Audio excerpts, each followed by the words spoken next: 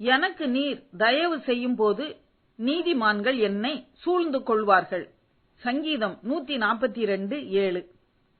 உமது நாமத்தை நான் துதிக்கும்படி என் ஆத்துமாவை காவலுக்கு நீங்கலாக்கிவிடும். எனக்கு நீர் தயவு செய்யும் போது நீதிமான்கள் என்னை சூழ்ந்து கொள்வார்கள். தாவீது சவுலின் கைக்கு தப்ப கெபியில் ஒளித்துக் கொண்டு இருக்கிறார். சத்துருக்கள் பின் தொடர்கிறார்கள், சூழ்ந்து கொள்கிறார்கள். ஆத்துமா காவல் படுகிறது, பயம் உபத்திரவம் சூழ்ந்து கொள்கிறது. அப்படிப்பட்ட இக்கட்டான நேரத்தில் கர்த்தரை நோக்கி ஜெபித்து, உமது நாமத்தை நான் துதிக்கும்படி என் ஆத்துமாவை காவலுக்கு நீங்கலாக்கி விடும் என்கிறார். துதியின் வல்லமையை அறிந்தவர் அவர். துதிக்கும் போது ஆத்துமாவில் செழிப்பும் சந்தோஷமும் விடுதலையும் உண்டாகும் என்ற உண்மையை அறிந்தவர் அவர். மேலும் நீர் எனக்கு தயவு செய்யும் என கெஞ்சி ஜெபிக்கிறார்.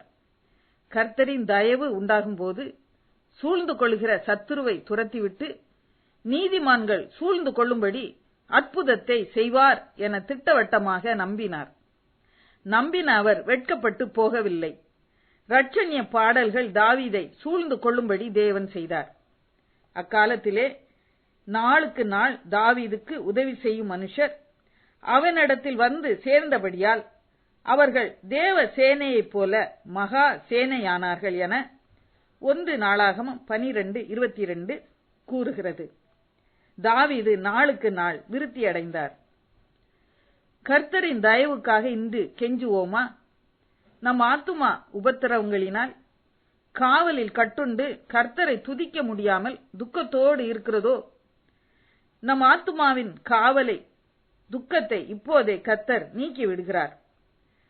தயவுடன் நமக்கு இறங்குகிறார். சத்துருக்களை சிதறடிக்கிறார். ஜெயத்தை தருகிறார். நீதிமான்களின் ஐக்கியத்தை தருகிறார்.